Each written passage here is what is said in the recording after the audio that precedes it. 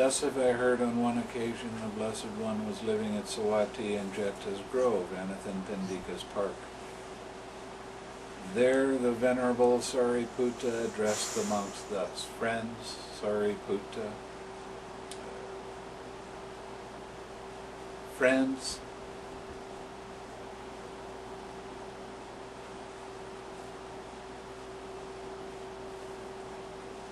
friend, they replied. The Venerable Sariputta said this: one of right view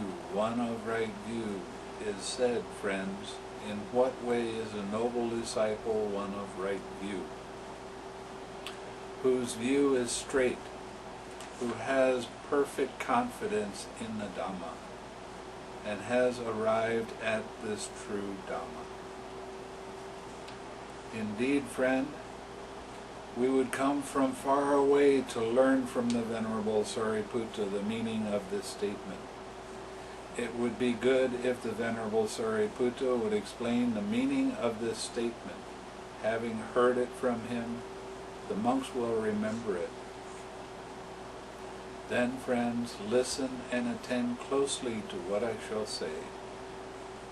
Yes, friend, the monks replied. The Venerable Sariputta said this: when, friends, a noble disciple understands the unwholesome and the root of the unwholesome, the wholesome and the root of the wholesome, in that way he is one of right view, whose view is straight, who has perfect confidence in the Dhamma and has arrived at this true Dhamma. And what, friends, is the unwholesome? What is the root of the unwholesome? What is the wholesome? What is the root of the wholesome? Killing living beings is unwholesome. Taking what is not given is unwholesome. Misconduct in sensual pleasures is unwholesome. False speech is unwholesome. Malicious speech is unwholesome. Harsh speech is unwholesome. Gossip is unwholesome. Covetousness is unwholesome. Ill will is unwholesome. Wrong view is unwholesome. This is called the unwholesome. And what is the root of the unwholesome? Greed is a root of the unwholesome. Hate is a root of the unwholesome.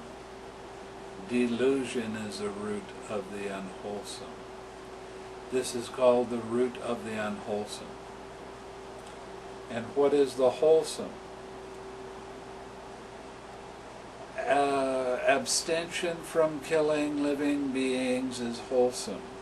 Abstention from taking what is not given is wholesome. Abstention from conduct in sensual pleasures is wholesome. Abstention from false speech is wholesome. Abstention from malicious speech is wholesome. Abstention from harsh speech is wholesome. Abstention from gossip is wholesome. Uncovetousness is wholesome. Non-ill will is wholesome. Right view is wholesome. This is called the wholesome. And what is the root of the wholesome? Non-greed is the root of the wholesome. Non-hate is the root of the wholesome. Non-delusion is the root of the wholesome. This is called the root of the wholesome. When a noble disciple has thus understood the unwholesome and the root of the unwholesome, the wholesome and the root of the wholesome, he entirely abandons the underlying tendency to lust. He abolishes the underlying tendency to aversion. He extirpates the underlying tendency to view and conceit I am. And by abandoning ignorance and arousing true knowledge, he here and now makes an end of suffering. In that way too a noble disciple is one of right view, whose view is straight, who has perfect confidence in the Dhamma and has arrived at this true Dhamma. Saying, "Good friend," the monks delighted and rejoiced in the Venerable One's words. Then they asked him a further question. "But friend, might there be another way in which a noble disciple is of right view and has arrived at this true Dhamma?" "There might be, friends. When, friends, a noble disciple understands nutriment, the origin of nutriment, the cessation of nutriment, and the way leading to the cessation of nutriment, in that way he is one of right view and has arrived at this true Dhamma." And what is nutriment? What is the origin? What is the cessation? What is the way leading to the cessation? There are 4 kinds of nutriment for the maintenance of beings that already have come to be and for the support of those seeking new existence. What for? They are physical food as nutriment, gross or subtle; contact as the second; mental volition as the third; and consciousness as the 4th. With the arising of craving, there is the arising of nutriment. With the cessation of craving, there is the cessation of nutriment. The way leading to the cessation of nutriment is just this noble eightfold path. That is harmonious perspective, harmonious imaging, harmonious communication, harmonious movement, harmonious lifestyle, harmonious practice, harmonious observation, and harmonious collectedness. When a noble disciple has thus understood nutriment, the origin of nutriment, the cessation of nutriment, and the way leading to the cessation of nutriment, he entirely abandons the underlying tendency to greed. He abolishes the underlying tendency to aversion. He extirpates the underlying tendency to view and conceit, "I am." And by abandoning ignorance and arousing true knowledge, he here and now makes an end of suffering. In that way too a noble disciple is one of right view, whose view is straight, who has perfect confidence in the Dhamma and has arrived at this true Dhamma. Saying, "Good friend," the monks delighted and rejoiced in the Venerable Sariputta's words. Then they asked him a further question. "But friend, might there be another way in which a noble disciple is one of right view and has arrived at this true Dhamma?" "There might be, friends. When, friends, a noble disciple understands suffering, the origin of suffering, the cessation of suffering, and the way leading to the cessation of suffering, in that way he is one of right view and has arrived at this true Dhamma." And what is suffering? What is the origin? What is the cessation? What is the way leading to the cessation? Birth is suffering. Aging is suffering. Sickness is suffering. Death is suffering. Sorrow, lamentation, pain, grief, and despair are suffering. Not to obtain what one wants is suffering. In short, the 5 aggregates affected by clinging are suffering. That is called suffering. The reason the 5 aggregates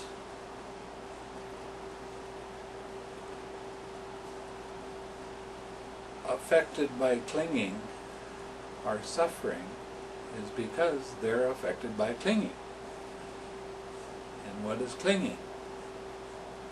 All of the thoughts about and the stories and the concepts and the heavy-duty identification with, I like this, I want it, I want to keep it, I want it always to be the same.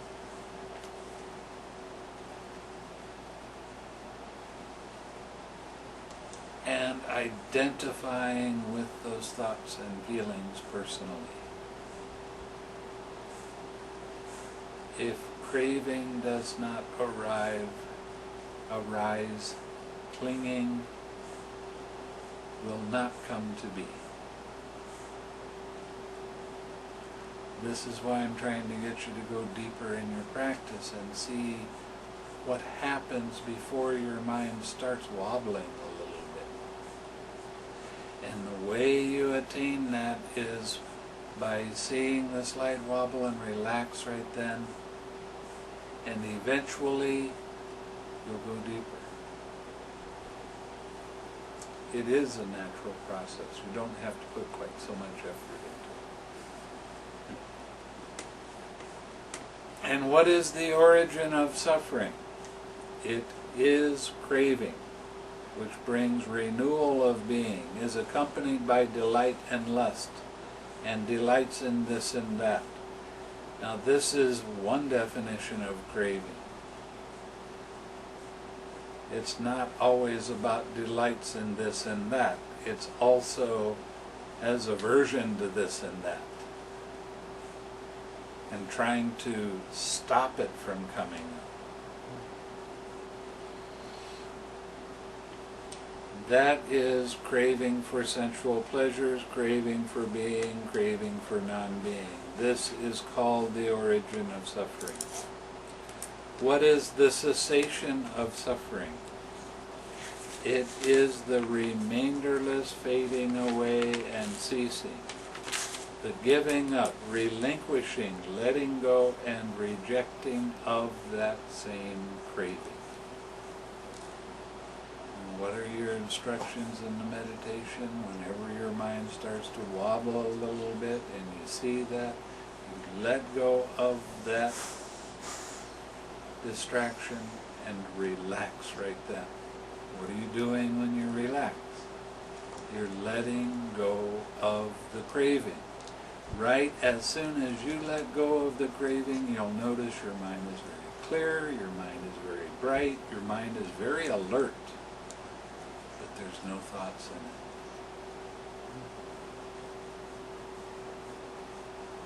That's a mind free from suffering, isn't it? So you bring that mind back to your object of meditation.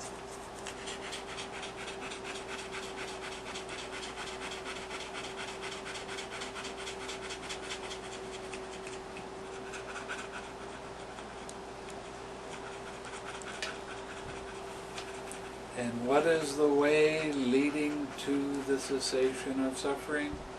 It is just this Noble Eightfold Path. That is harmonious perspective.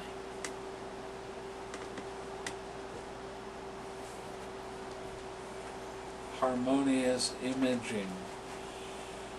Harmonious communication. Harmonious movement, harmonious lifestyle, harmonious practice, harmonious observation, and harmonious collectiveness. He here and now makes an end of suffering. In that way too a noble disciple is one of right view and has arrived at this true Dhamma. Saying, good friend, the monks delighted and rejoiced in the Venerable Sariputta's words. Then they asked him a further question. But friend, might there be another way in which a noble disciple is one of right view and has arrived at this true Dhamma? There might be, friends. When, friends, a noble disciple understands aging and death, the origin of aging and death, the cessation of aging and death, and the way leading to the cessation of aging and death, in that way he is one of right view and has arrived at this true Dhamma. And what is aging and death? What is the origin of aging and death? What is the cessation of aging and death? And what is the way leading to the cessation of aging and death? The aging of beings in the various orders of beings, their old age, brokenness of teeth, grayness of hair, wrinkling of skin, decline of life, weakness of faculties. This is called aging. The passing away of beings out of the various orders of beings, their passing away, dissolution, disappearance, dying, completion of time, dissolution of the aggregates, laying down of the body. This is called death. So this aging and this death are what is called aging and death. With the arising of birth, there is the arising of aging and death. And with the cessation of birth, there is the cessation of aging and death.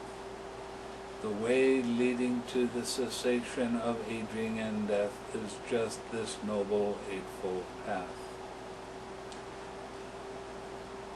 When a noble disciple has thus understood aging and death, the origin of aging and death, the cessation of aging and death, and the way leading to the cessation of aging and death, he here and now makes an end of suffering.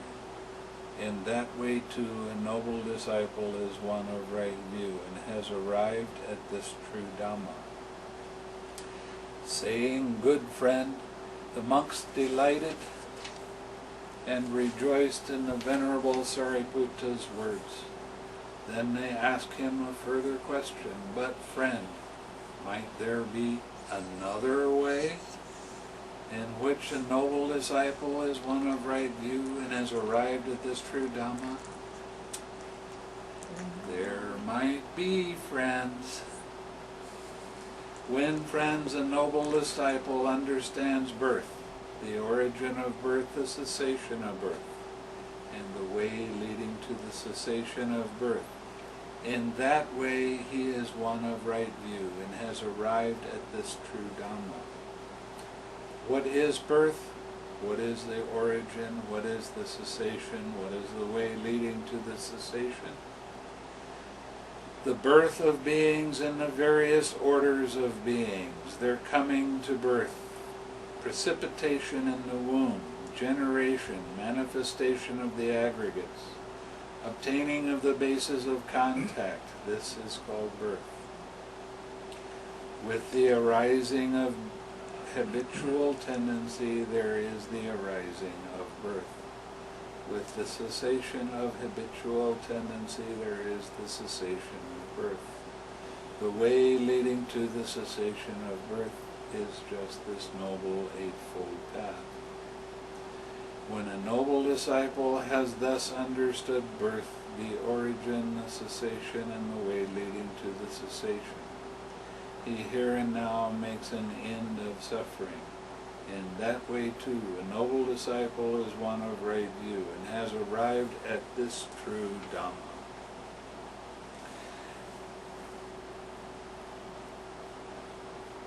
An interesting thing is that the Buddha, in one of the discourses in the Samyutta Nikaya, he says there's two ways of teaching the Dhamma, the right way and the wrong way. And the wrong way of teaching the Dhamma is by starting at ignorance and seeing how the cause and effect works. The right way to teach is by starting at aging and death and seeing how the suffering ceases.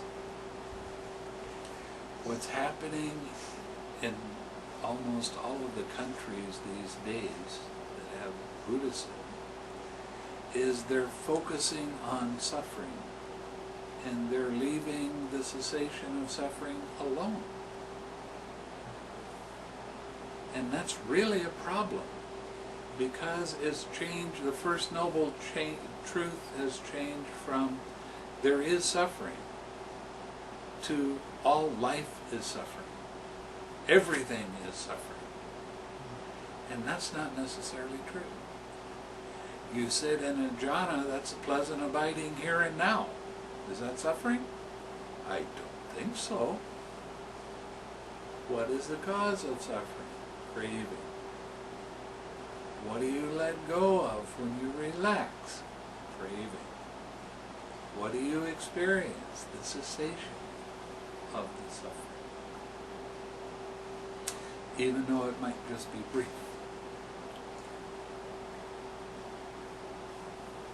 This is why it's so important to develop the habit of seeing that distraction, letting it be, and relaxing right then. Not getting carried away with a little while, not observing that for a little while, but letting it be right then and relaxing. The relaxing step is the difference between what the Buddha taught and everybody else. There was a lot of real brilliant meditators during the time of the Buddha. They had very interesting philosophies that were actually fairly close to the Buddha. But the thing that made the Buddha stand out was his understanding of dependent origination. Now, in every link of dependent origination, you see that there's, every time I read one of these, the first thing you hear about is when a noble disciple understands habitual tendency, the origin, the cessation, and the way leading to the cessation. What am I talking about here? There is the Four Noble Truths. The Four Noble Truths and dependent origination are so closely intertwined that you can't take them apart. But we seem to. We talk about the Four Noble Truths and we try to say, well, I'm just going to give a talk tonight on suffering. Everything is suffering. Even happy states are suffering. And on and on and on. But it seems to me like they're missing the point quite a bit. Because they're focusing in the wrong way. They're focusing on the pain. They're focusing on the suffering itself. They're not spending time telling you how to have that suffering cease. What do you want to hear more about? Yeah, you got a pain that's really hard. Let's talk about that pain. That's psychology. Buddhism is not psychology. Buddhism is how the process works. And because we're going backwards, we're starting at aging and death and going to birth and in habitual tendencies and clinging and craving. Because we're going backwards, this is the way you actually notice when a distraction arises. You see it backwards. And as you let go of this one, then that one won't arise anymore.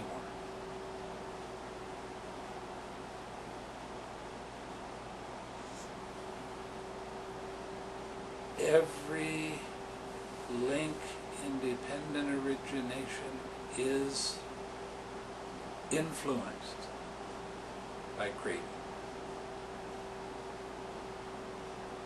So, every time you relax, that's that cessation. This is why the relaxed step is so incredibly important, and why the 6 R's work so well. Because of that extra step of relaxing. So the more you can turn the relaxing step into a habit, so it becomes an automatic, the faster you'll progress with your meditation.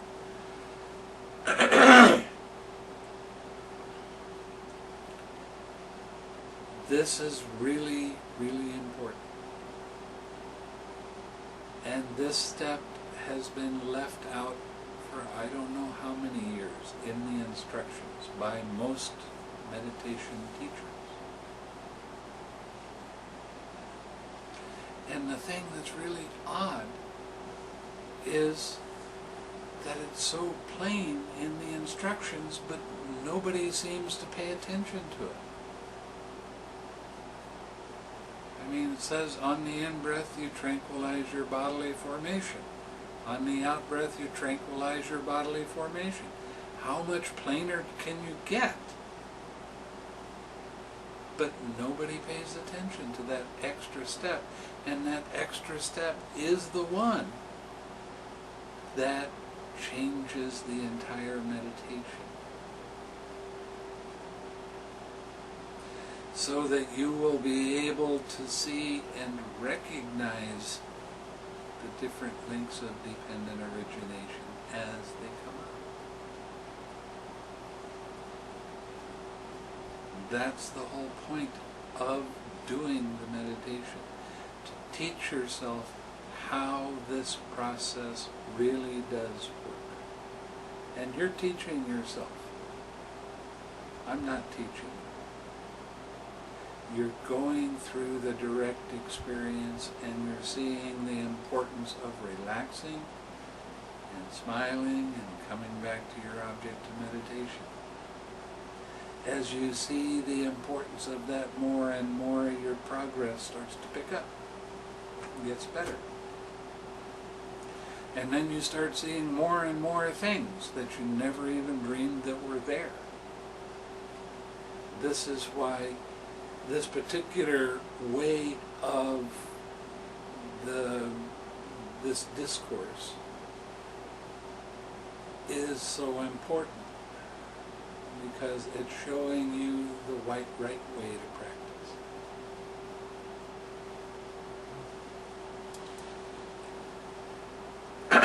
Saying, good friend, the monks delighted and rejoiced in the Venerable Sariputta's words.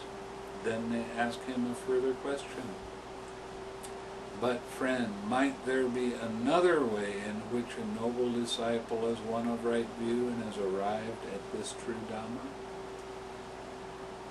There might be, friends. I really don't like this format, in case you wondered why it sounds like I'm making fun of it. Why would somebody say that there might be over and over again? I mean, really. It's just, yes, there is. Not there might be. Is that a translation issue, or? As I remember, it was the same in the Pali text. It's like he was playing a game. Yeah, it's like he was playing with them. So sense of humor. When, friends, a noble disciple understands habitual tendency, the origin, the cessation, and the way leading to the cessation, in that way he is one of right view and has arrived at this true Dhamma.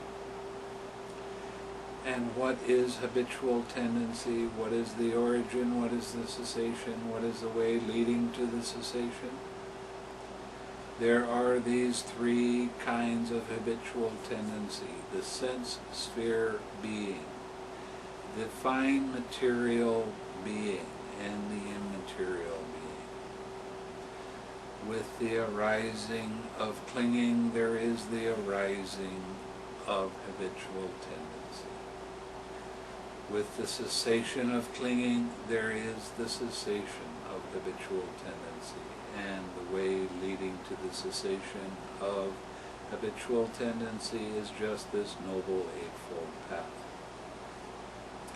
When a noble disciple has thus understood habitual tendency, the origin, the cessation, and the way leading to the cessation, he here and now makes an end of suffering. In that way, too, a noble disciple is one of right view and has arrived at this true Dhamma. Saying, good friend, the monks delighted and rejoiced in the Venerable Sariputta's words. Then they ask him a further question, but friend, might there be another way in which a noble disciple is one of right view and has arrived at this true Dhamma? There might be, friends. When, friends, a noble disciple understands clinging, the origin of clinging, the cessation of clinging, the way leading to the cessation of clinging, in that way he is one of right view and has arrived at this true Dhamma. And what is clinging?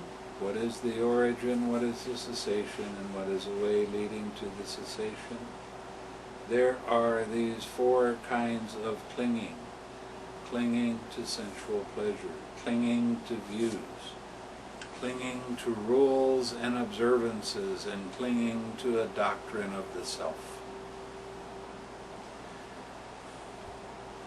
With the arising of craving, there is the arising of clinging. Now, one of the things that I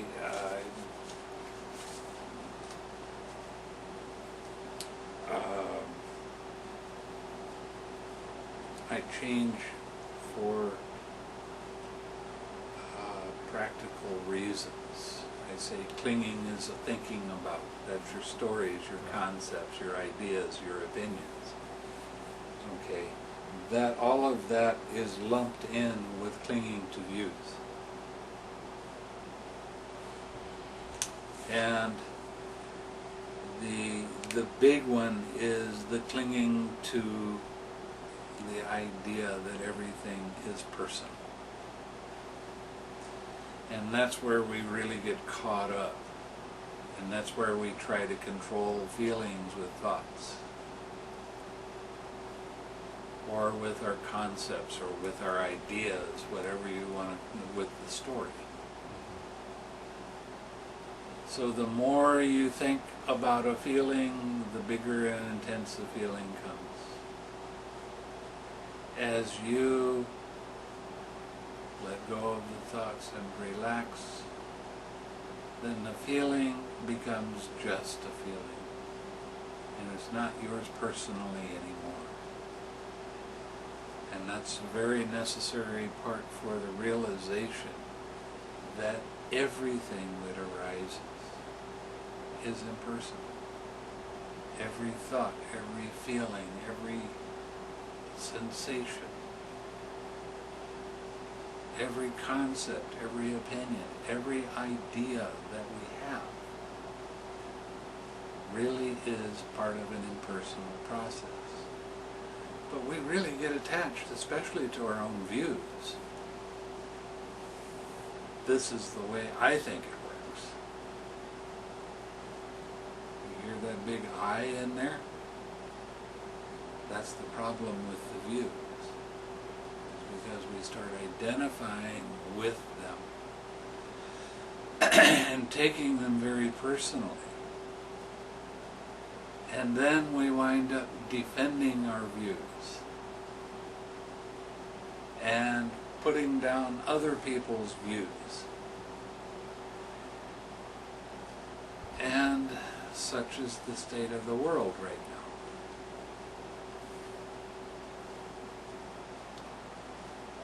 So, how to overcome this problem? That's the question.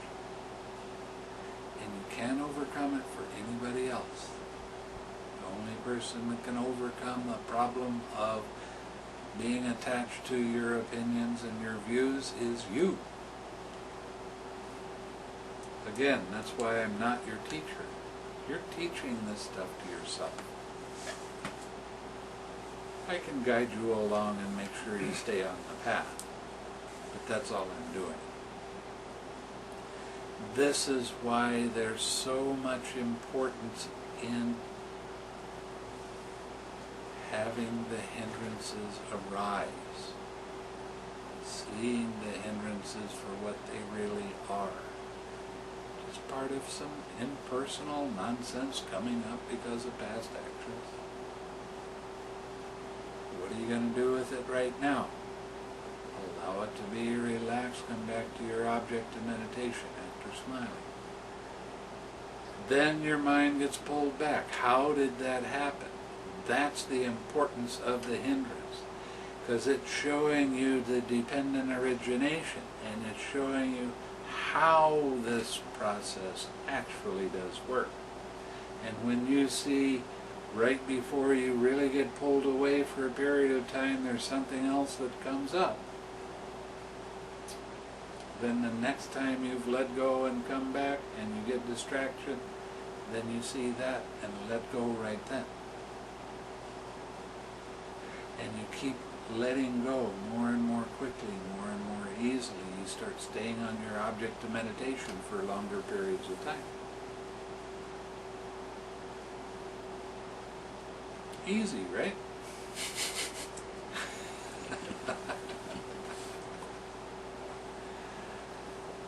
With the arising of craving, there is the arising of clinging. With the cessation of craving, there is the cessation of clinging. The way leading to the cessation of clinging is just this Noble Eightfold Path.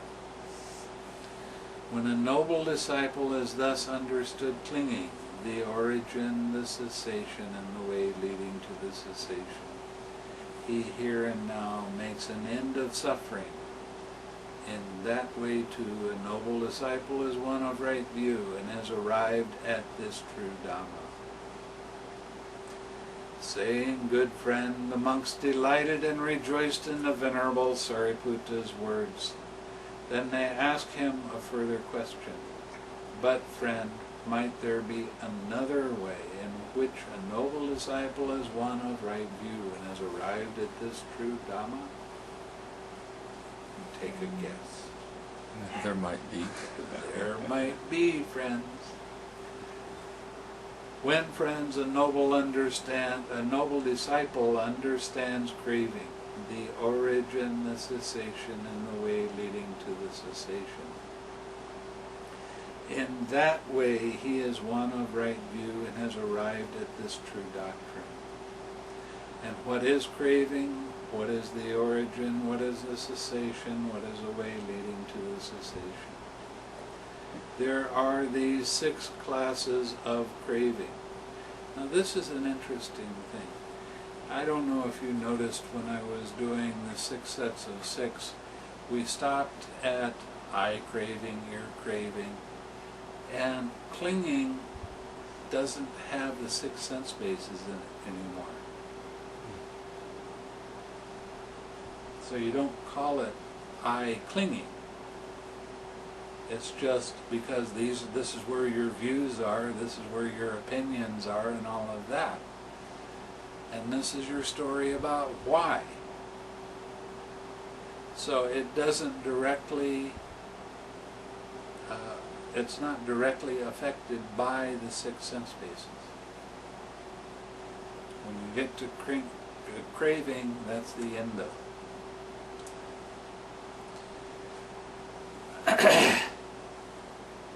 There are these 6 classes of craving. Craving for forms, craving for sounds, craving for odors, craving for flavors, craving for tangibles, craving for mind objects. With the arising of feeling, there is the arising of craving. With the cessation of feeling, there is the cessation of craving. The way leading to the cessation of craving is just this Noble Eightfold Path. When a noble disciple has thus understood craving, the origin, the cessation, and the way leading to the cessation, he here and now makes an end of suffering. In that way too, a noble disciple is one of right view and has arrived at this true Dhamma. Saying, good friend, the monks delighted and rejoiced in the Venerable Sariputta's words. Then they asked him a further question. But friend, might there be another way in which a noble disciple is one of right view and has arrived at this true Dhamma? There might be, friends. When, friends, a noble disciple understands feeling, the origin of feeling, the cessation of feeling, and the way leading to the cessation of feeling, and that way is one of right view and has arrived at this true Dhamma. And what is feeling? What is the origin? What is the cessation? What is the way leading to the cessation? There are these 6 classes of feeling.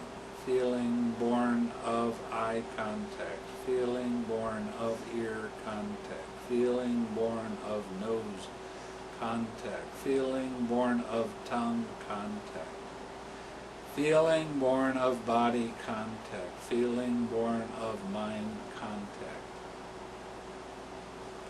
With the arising of contact, there is the arising of feeling. With the cessation of contact, there is the cessation of feeling. The way leading to the cessation of feeling is just this Noble Eightfold Path. Then when a noble disciple has thus understood feeling, the origin, the cessation, and the way leading to the cessation, he here and now makes an end of suffering. In that way, too, a noble disciple is one of right view and has arrived at this true Dhamma. Saying, good friend, the monks delighted and rejoiced in the Venerable Sariputta's words. Now, when we're talking about feeling, when you first notice the feeling, if you relax right then the craving won't arise. And if the craving doesn't arise, then the clinging doesn't arise, and all this other stuff.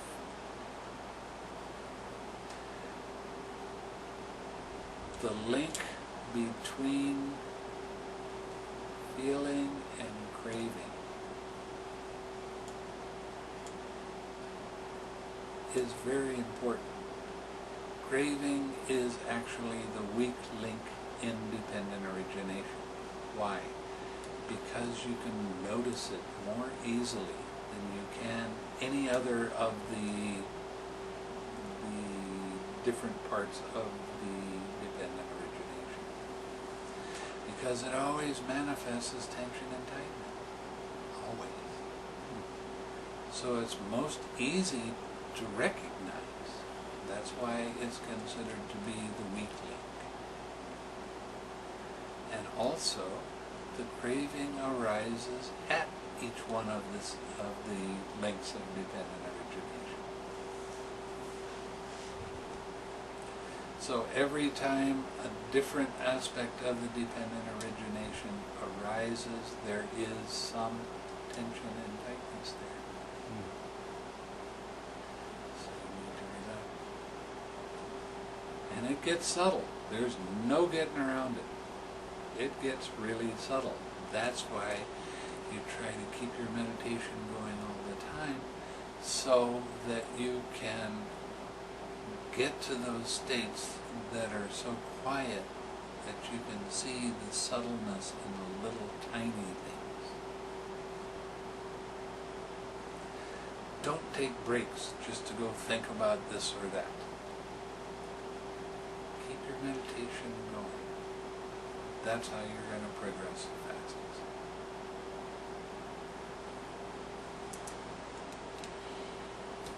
And you've been here, what, 3 days, 4 days now?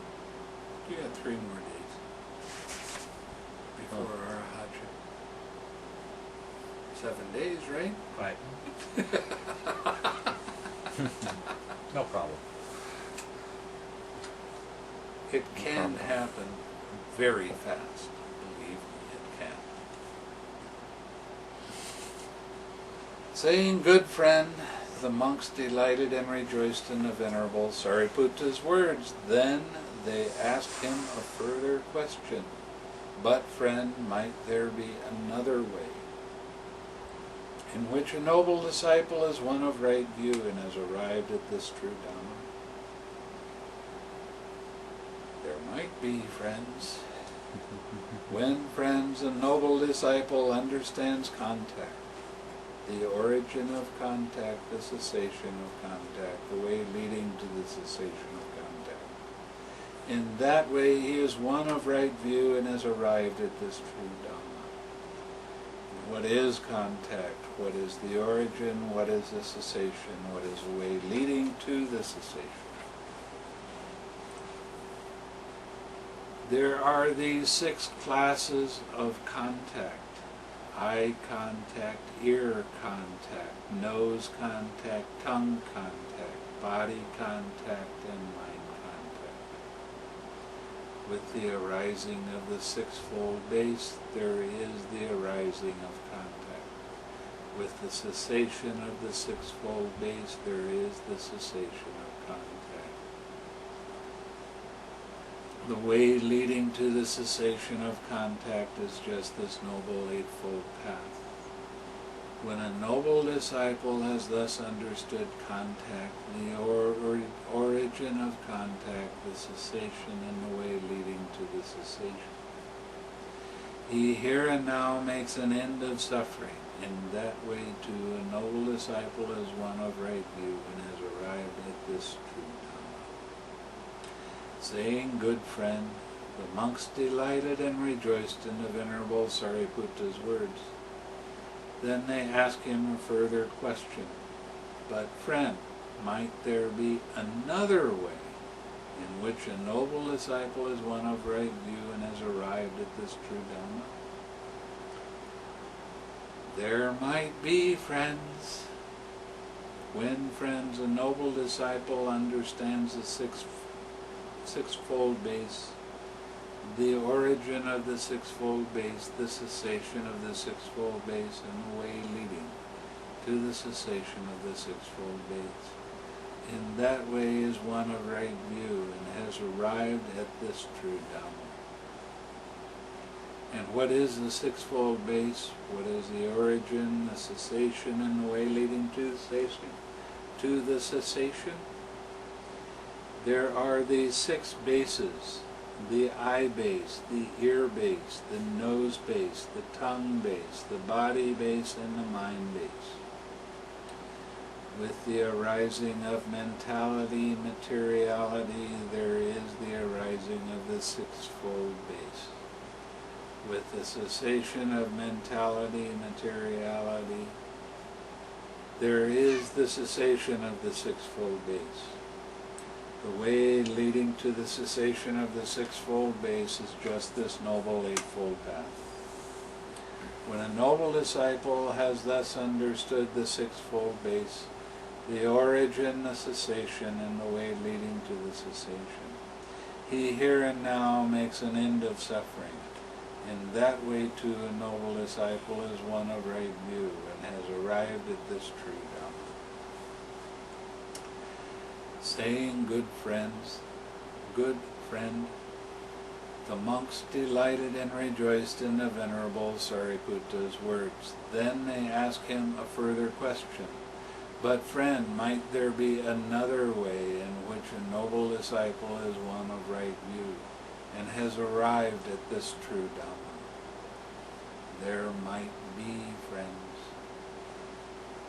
When, friends, a noble disciple understands mentality, materiality, the origin, the cessation, and the way leading to the cessation, in that way he is one of right view and has arrived at this true Dhamma. And what is mentality, materiality? What is the origin? What is the cessation? What is the way leading to the cessation? Feeling, perception, volition, contact, and attention. These are called mentality. Got it? Okay.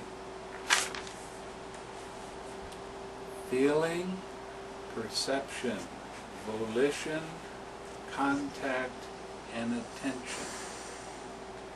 These are called mentality. Okay? The four great elements and the material form derived from the four great elements. These are called materiality. So this mentality and materiality are what is called mentality and materiality. With the arising of consciousness arising, there is consciousness, what am I saying? With the cessation of consciousness, there is the cessation of mentality and materiality. The way leading to the cessation of mentality and materiality is just this Noble Eightfold Path. When a noble disciple has thus understood mentality, materiality, the origin, the cessation, the way leading to the cessation, he here and now makes an end of suffering. In that way, too, a noble disciple is one of right view and has arrived at this true Dhamma. Saying, good friend, the monks delighted and rejoiced in the Venerable Sariputta's words. Then they asked him a further question. But friend, might there be another way in which a noble disciple is one of right view and has arrived at this true Dhamma? There might be, friends. When, friends, a noble disciple understands consciousness, the origin of consciousness, the cessation of consciousness, and the way leading to the cessation of consciousness, in that way he is one of right view and has arrived at this true Dhamma. And what is consciousness? What is the origin? What is the cessation? What is the way leading to the cessation? There are these 6 classes of consciousness. You can think of consciousness as potential. Because unless there's contact, there is no consciousness arising. Now, what they're talking about here is there is the ability for having the eye consciousness, the ear consciousness, and the rest to arise, but it has to wait until there's contact. Eye consciousness, ear consciousness, nose consciousness, tongue consciousness, body consciousness, and mind consciousness. With the arising of formations, there is the arising of consciousness. With the cessation of formations, there is the cessation of consciousness. The way leading to the cessation of consciousness is just this Noble Eightfold Path. When a noble disciple has thus understood consciousness, the origin, the cessation, and the way leading to the cessation, he here and now makes an end of suffering. In that way, too, a noble disciple is one of right view and has arrived at this true Dhamma. Saying, good friend, the monks delighted and rejoiced in the Venerable Sariputta's words. Then they asked him a further question. But, friend, might there be another way in which a noble disciple is one of right view and has arrived at this true Dhamma? There might be, friends. When, friends, a noble disciple understands formations, the origin of formations, the cessation of formations, and the way leading to the cessation of formations, in that way he is one of right view and has arrived at this true Dhamma. What are the formations? What is the origin? What is the cessation? What is the way leading to the cessation? There are these 3 kinds of formation. With the arising of ignorance, there is the arising of formations.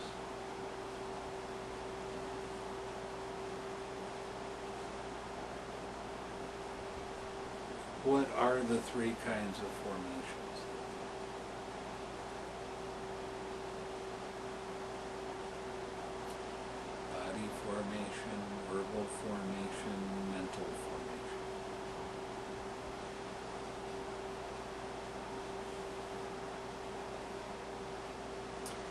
There are these three kinds of formations: the bodily formation, the verbal formation, and mental formation. With the arising of ignorance, there is the arising of formations. With the cessation of ignorance, there is the cessation of formations. What is ignorance?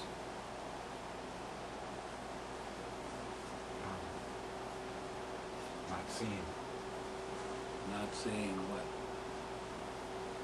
what's there. Not seeing and understanding the Four Noble Truths. That's what ignorance is. When a noble disciple has thus understood formations, the origin, the cessation, and the way leading to the cessation, he here and now makes an end of suffering. In that way, too, a noble disciple is one of right view, and has arrived at this true Dhamma. Saying, good friend, the monks delighted and rejoiced. They do a lot of delighting and rejoicing in the sutta, don't they? In the Venerable Sariputta's words. Then they ask him a further question. But, friend, they keep on asking the same question over and over again. Might there be another way in which a noble disciple is one of right view and has arrived at this true Dhamma? There might be, friends. When, friends, a noble disciple understands ignorance, the origin of ignorance, the cessation of ignorance, and the way leading to the cessation of ignorance, in that way he is one of right view and has arrived at this true Dhamma. What is ignorance? What is the origin? What is the cessation? What is the way leading to the cessation? Not knowing about suffering. Not knowing about the origin of suffering, not knowing about the cessation of suffering, not knowing about the way leading to the cessation of suffering. This is called ignorance. With the arising of the taints, there is the arising of ignorance. With the cessation of the taints, there is the cessation of ignorance. The way leading to the cessation of ignorance is just this noble eightfold path. When a noble disciple has thus understood ignorance, the origin of ignorance, the cessation of ignorance, and the way leading to the cessation of ignorance, he here and now makes an end of suffering. In that way, too, a noble disciple is one of right view and has arrived at this true Dhamma. Saying, good friend, the monks delighted and rejoiced in the Venerable Sariputta's words. When they ask him a further question, but friends, might there be another way in which a noble disciple is one of right view, whose view is straight, who has perfect confidence in the Dhamma, and has arrived at this true Dhamma? There might be, friends. When, friends, a noble disciple understands the taints, the origin of the taints, the cessation of the taints, and the way leading to the cessation of the taints. In that way he is one of right view, and whose view is straight, who has perfect confidence in the Dhamma and has arrived at this true Dhamma. And what are the taints? What is the origin of the taints? What is the cessation of the taints? What is the way leading to the cessation of the taints? There are these three taints. The taint of sensual desire, the taint of being, and the taint of ignorance. With the arising of ignorance, there is the arising of the taints. With the cessation of ignorance, there is the cessation of the taints. The way leading to the cessation of the taints is just this noble eightfold path. When a noble disciple has thus understood the taints, the origin of the taints, the cessation of the taints, and the way leading to the cessation, he entirely abandons the underlying tendency to lust. He abolishes the underlying tendency to aversion. He extirpates the underlying tendency to the view and knowledge and conceit I am. And by abandoning ignorance and arousing truth, he here and now makes an end of suffering. In that way too a noble disciple is one of right view, whose view is straight, who has perfect confidence in the Dhamma, and has arrived at this true Dhamma. That is what the Venerable Sariputta said. The monks were satisfied and delighted in the Venerable Sariputta's words.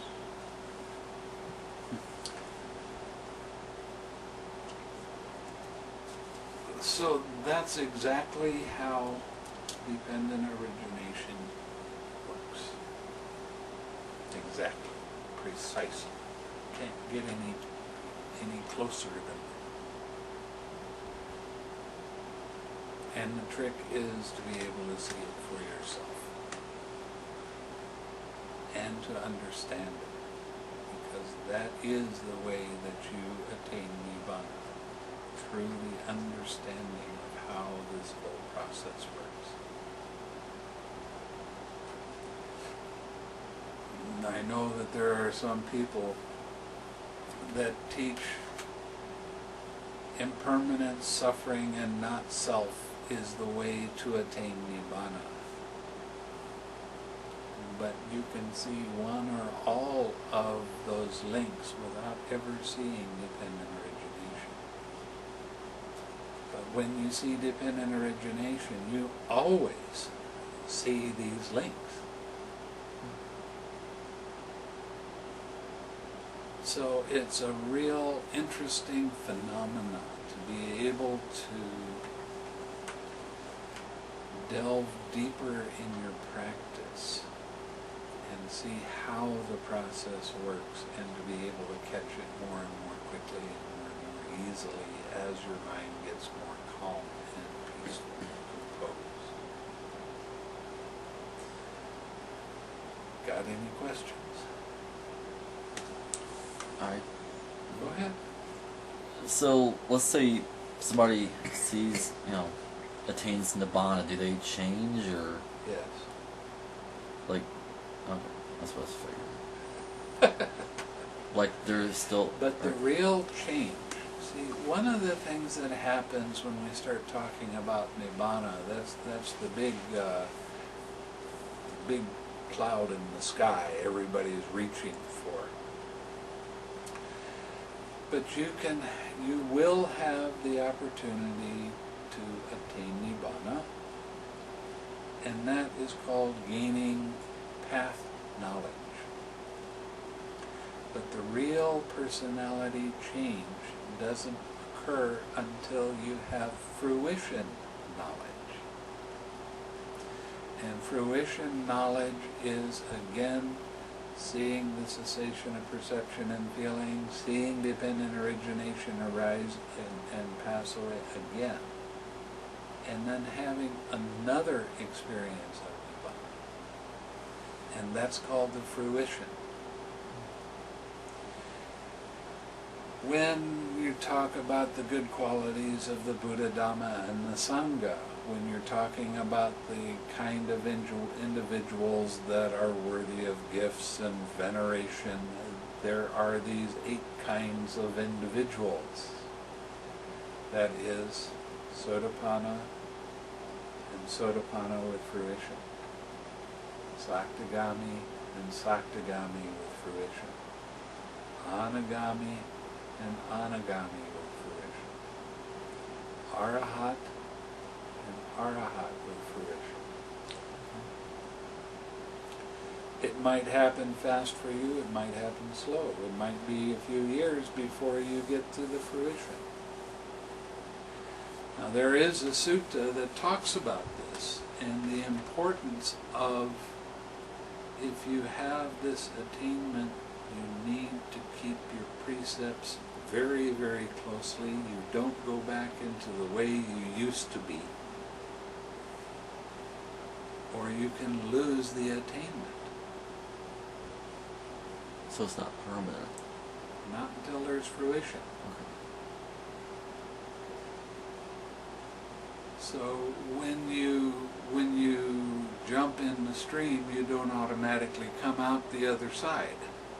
You have to go with the flow, and the flow is always seeing dependent origination, seeing how it works all the time in all situations, and seeing how everything really, truly is impermanent and impersonal.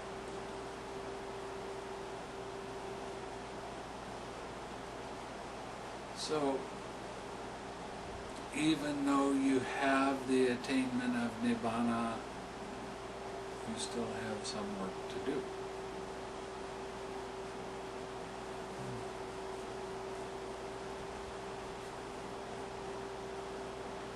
And one of these days I'll pull out this other sutta and show you.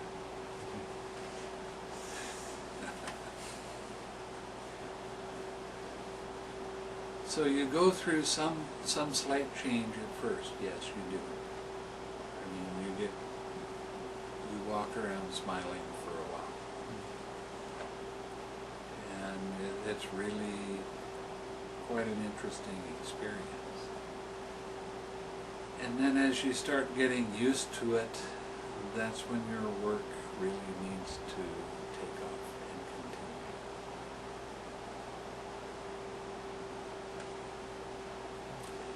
And how fast you get to the fruition is entirely up to you. The more serious you are with seeing how dependent origination works and the realizations that come along with it, they're pretty amazing. But if you say, well, I'm just going to go back and get back into my old lifestyle, then you can pretty much kiss off that attainment. But I've seen these kind of things happen. I've seen people say, well, it doesn't matter whether I break these precepts or not. I've already attained this. It doesn't matter whether I give in to my lust and my hatreds and all of this, because I'm already attained. And they've got some major problems. That, to me, doesn't sound like they really attained it if they are saying, well, I'm going to go ahead and play with my hatred and this and that, and that would tell me that they never really attained it. Like, they could very well have seen it, but they're not taking it seriously. So it's the difference between sort of a flash insight and having integrated it Yes. okay. structurally. It takes a while to integrate it. Yeah. For some people, it just takes a few days. For other people, it might take a couple of years. Force of habit's got some inertia. Yeah, Mm. it does. So the implication, I was just trying to, of the structure of that sutta, is to get right view, you got 12 different ways to get right view. Actually, 13. 13. Oh, well, 14, because you got nutriment too. That's right.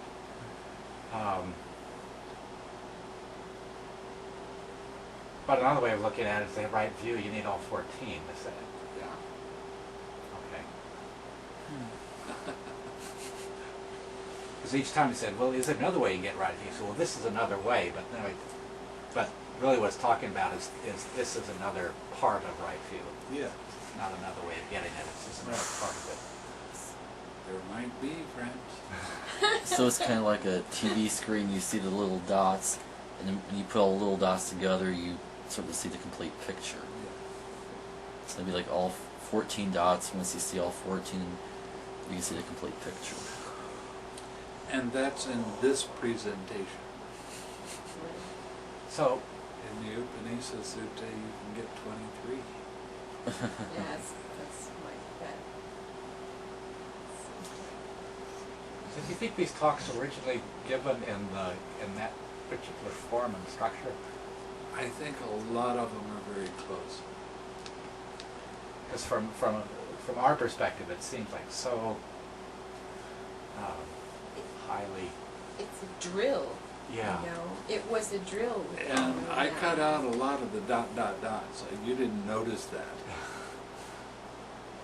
but I didn't do a lot of the repeating that there is. And when you get the repeating, it is really, really good. I mean, did you see the effect of listening to the 6 sets of 6 had on you with all that massive amount of repeating? Really sticks in your mind, doesn't it? Yeah.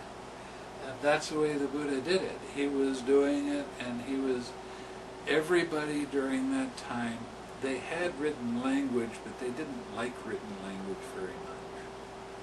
They liked memorizing the things that were important.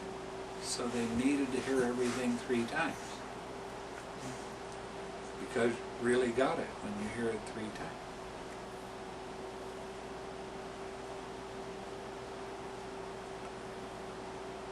And I am in the process of taking the Majjhima Nikaya and taking the ditto marks out.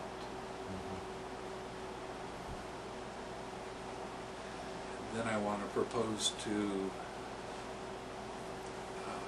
Wisdom Publications to make MP3s with somebody reading the suttas with all of the ditto marks taken out.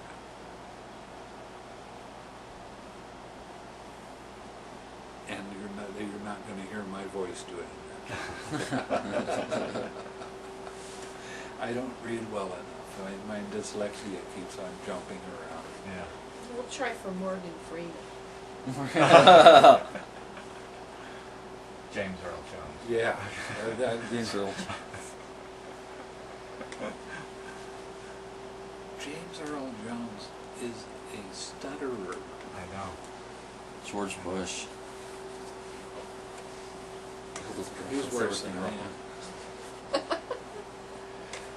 That wouldn't work. I hope you don't, this is all on tape. Uh-oh. It's okay. I think, I don't know what he's talking about. Well, we'll take a look.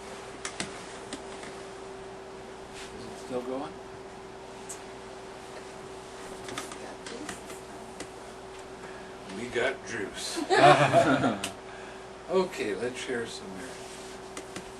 Made suffering, once be suffering free, and the fear struck fearless be. May the grieving shed all grief, and may all beings find grieving. May all beings share this merit that we have thus acquired for the acquisition of all kinds of happiness. May beings inhabiting space and earth, devas and nagas,